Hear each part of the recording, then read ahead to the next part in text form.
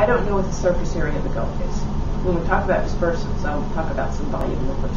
But the Gulf is a pretty big place, even for all of the oil that's come out. And what we don't see is just a solid mass of oil.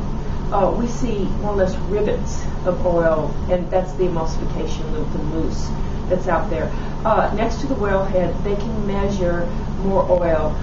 The further you get from the wellhead, the more dilute it becomes, or it bunches up in these long strips or ribbons.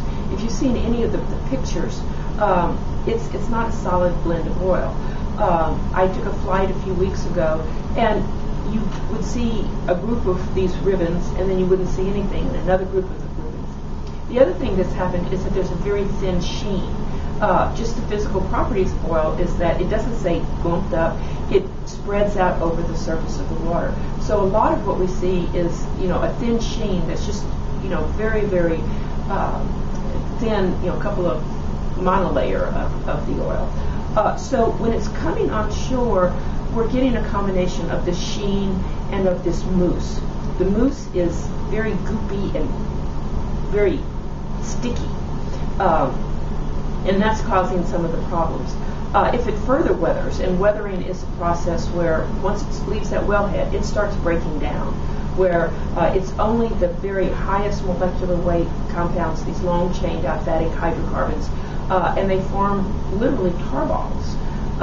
It's very similar to the asphalt which paves many streets. So in the trip from the top of the water onto the coastline, what we're seeing is a transition of that oil. We're losing the lower molecular weight compounds. The higher molecular weight compounds remain. So there's a physical change in that oil in that 50 plus miles trip from the well site back to the coastline.